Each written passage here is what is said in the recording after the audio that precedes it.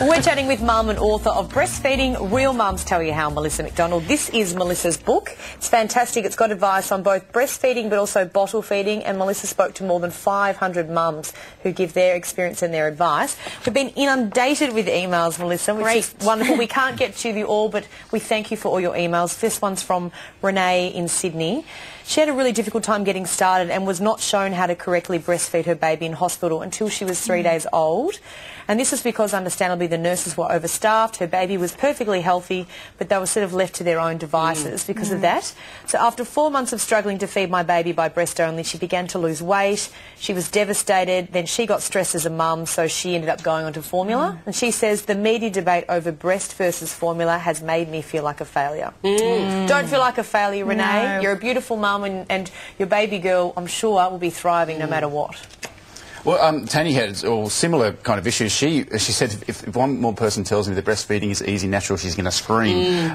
But she couldn't breastfeed at the start, so she left the hospital with bottles of formula and had been expressing every 3 hours and said she feels like a moo cow with suckers attached to her breast. Oh, yeah. And then, you know, the hospitals and unfortunately the midwives weren't successful in being able to teach her how to breastfeed until she went to breastfeeding school. So there's actually some support once she left and found, which was good. But she just said, you know, breastfeeding may be natural, but it's definitely a learnt skill. So she was confused and thought, you know, naturally you should be do it, but it's... And that's what so many people don't realise, is that it is in fact a learned skill, not only for the mum, but for the baby. Yeah, and some babies are harder than others, aren't they, to teach? Especially premature babies. A baby actually gains its sucking reflex at 35 weeks gestation. So if you have a premature baby, say born 32 weeks, like a few people I spoke to, they actually haven't developed that sucking reflex yet. I don't think that's promoted enough. I think a lot of women and dads... There's not enough information out there. And women need to be informed and prepared before they have the baby. Can every bosom breastfeed? Supposedly, but I don't think so. I don't reckon mine could, even if I wanted it to. No. It looks generous, but there's bits that are small, if you know what I mean. I don't know, I just looked at it and I thought, that's not built for that. Also, can it scare a baby? I always thought this tiny little baby and this enormous bosom. Yeah.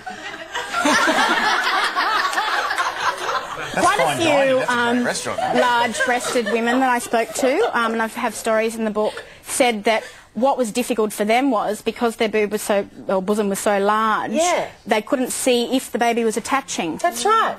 You could smother the poor thing with it. You could suffocate. Genetics makes us all so different, and you can't say that every single person, in terms of your DNA, genetics, and the way you've just been built, is going to work properly. No. And also you have things like, there are a certain percentage of women who can't breastfeed because they've had a breast reduction, or breast implants, or breast cancer. So, you know, you don't know anyone's situation. So those sort of people out there who like to make comment, who get women really down if they're bottle feeding in public, you know, shame on them, I think. Yeah, don't make comment in public. Can I just offer you my little tips for how to breastfeed that I went through with my kids?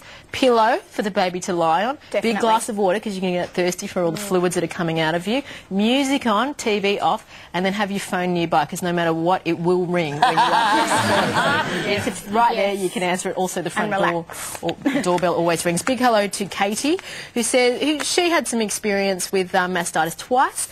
But she got through it, and she says whether or not babies should be breastfed, I think every mother should try. And I think one thing we've discovered through this, Katie, is that no mum wants to do bad by their baby, do they? That's it. I think we've got to give the sister the benefit of the doubt. No one's going to make a decision for their baby specifically to endanger them. No.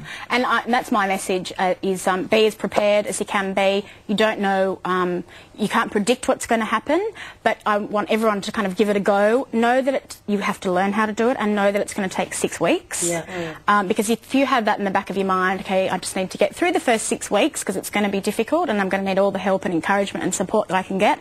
But if it doesn't work out, it's not the end of the world. And also, if it's making your life miserable and taking away from the joy of this brand new, beautiful baby... What's the point? That's it. Happy mummy, happy baby. Happy mum, happy baba. Isn't that a great Like happy wife, happy life, happy mummy, happy baby. Yeah. And good, knowing that there's so much available as well. I mean, you know, beyond midwives, you've got these great books, you've got courses, and don't feel like just because you watch National Geographic and the Lions can do it like that, then... The old African women, with the big...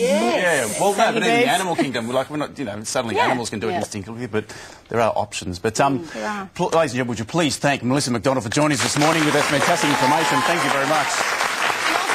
just wanted to mention that I'm going to be speaking at the Baby and Toddler Show, which is in Sydney this weekend, with a whole lot of other experts. So please come down and see us. There's great entertainment. There's about 200 stall holders to, you know, selling all things baby and toddler, and it's a really great day out for the family. Yeah. We'll have all your details, of course, of your fabulous book, Melissa, on our Circle Thank you. website. And I'd just like to give you one so that you can be very, very prepared before you have your baby. Thank you, sweetheart. Excellent. Thank you very much. Thank you very much, Melissa.